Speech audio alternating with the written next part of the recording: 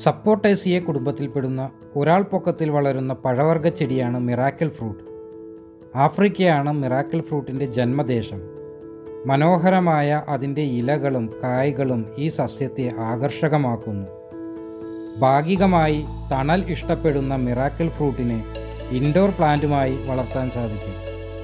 എന്നാൽ ഇതൊന്നുമല്ല ഈ ചെടിയെ വ്യത്യസ്തമാക്കുന്നത്. മിറാക്കിൾ ഫ്രൂട്ട് കഴിച്ചതിന് ശേഷം പുളിരസമുള്ള നാരങ്ങയോ പച്ചമാങ്ങയോ എന്തു കഴിച്ചാലും അടുത്ത 2 മണിക്കൂർ നേരത്തേക്ക് മധുരിക്കുന്നതായി തോന്നും.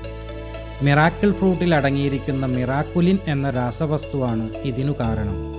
ഇത് നാവിലെ രസമുകുളങ്ങളെ ഉണർത്തി താൽക്കാലികമായി മധുരം അനുഭവപ്പെടുത്തുന്നു. സാവധാനത്തിൽ വളരുന്ന ഈ സസ്യം പൂത്തുകായ്ക്കാൻ 2 മുതൽ 3 വർഷം വരെ എടുക്കും. കേരളത്തിൻ്റെ ട്രോപ്പിക്കൽ കാലാവസ്ഥയിൽ വളരെ നന്നായി വളരുന്ന ഒരു സസ്യമാണ് ഇത്. ചെറുതൈകൾ നട്ടോ വിത്തുകൾ പാകിയോ മിറാക്കിൾ ഫ്രൂട്ട് വളർത്താം.